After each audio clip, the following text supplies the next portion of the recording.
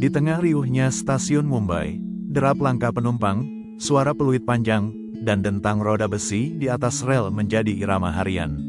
Namun, di antara ratusan gerbong yang datang dan pergi, ada satu gerbong yang berbeda.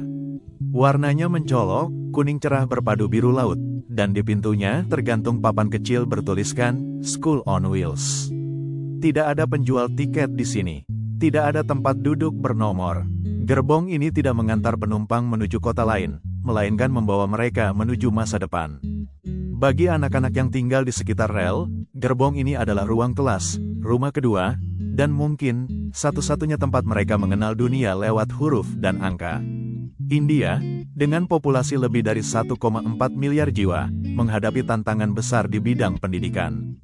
Menurut data UNICEF, jutaan anak tidak bersekolah, terutama mereka yang hidup di daerah kumuh, di sekitar rel, atau bekerja membantu keluarga sejak kecil. Pendidikan, bagi banyak dari mereka, bukanlah hak yang otomatis didapat, melainkan kemewahan yang sulit dijangkau. Tahun 1985, sebuah organisasi bernama Doorstep School lahir di Mumbai. Tujuannya sederhana namun besar, membawa pendidikan langsung ke pintu anak-anak yang sulit mengakses sekolah formal. Salah satu ide paling revolusioner mereka adalah bekerja sama dengan Indian Railways untuk mengubah sebuah gerbong kereta menjadi ruang belajar berjalan. Gerbong itu dipenuhi meja kecil lipat, papan tulis, rak buku berwarna-warni, dan bahkan sudut baca yang nyaman. Setiap hari, gerbong ini berhenti di stasiun berbeda, mengundang anak-anak untuk masuk dan belajar. Saat pintu gerbong dibuka, suara tawa anak-anak langsung memenuhi udara. Lantai ditutupi karpet warna-warni, meja lipat diletakkan berjejer di kedua sisi, sementara di ujung gerbong berdiri papan tulis besar. Di rak buku, tersusun cerita anak, kamus bergambar, hingga buku sains sederhana.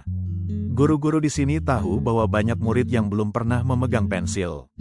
Pelajaran dimulai dari hal paling mendasar, mengenal huruf, menulis nama, menghitung jari, dan membaca kata-kata sederhana.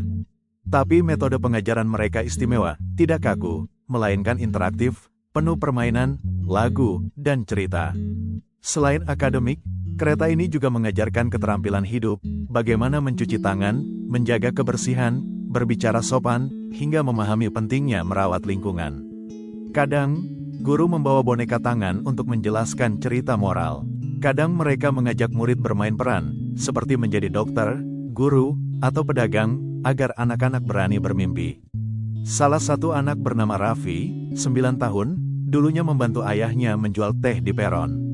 Hidupnya berpindah dari satu stasiun ke stasiun lain. Ia tidak tahu membaca papan nama atau menghitung uang dengan benar. Namun sejak masuk ke gerbong sekolah, Raffi mulai mengenal huruf satu persatu. Kini ia bisa membaca nama stasiun yang dilewati kereta, menghitung kembalian, bahkan menulis surat sederhana kepada temannya. Lalu ada Mira, 11 tahun, yang selalu membawa adiknya ke kelas. Mira bercita-cita menjadi guru. Ia percaya jika ia bisa belajar di gerbong ini, suatu hari ia bisa membantu anak-anak lain meraih mimpi yang sama. Bahkan ada kisah Ajay, yang setelah belajar di kereta, berhasil masuk sekolah formal, lulus SMA, dan kini bekerja di sebuah kantor. Ia sering kembali ke gerbong untuk memberi motivasi kepada murid-murid baru. Menjalankan sekolah di atas rel bukan tanpa tantangan. Dana operasional terbatas, perawatan gerbong membutuhkan biaya besar, dan ada hari-hari ketika hanya sedikit anak yang datang karena mereka harus membantu orang tua bekerja. Guru juga menghadapi tantangan psikologis. Beberapa murid datang dari latar belakang keluarga yang penuh tekanan.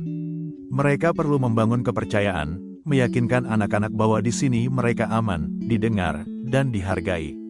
Namun semangat para guru luar biasa. Bagi mereka, setiap anak yang bisa menulis namanya sendiri adalah sebuah kemenangan. Setiap senyum yang muncul adalah tanda bahwa perjuangan mereka berarti. Sejak diluncurkan pada 1985, School on Wheels telah membantu ribuan anak mengenal dunia pendidikan. Banyak yang akhirnya melanjutkan ke sekolah formal, beberapa mendapatkan beasiswa, dan tak sedikit yang kembali menjadi relawan. Kereta ini juga mengubah pandangan masyarakat sekitar.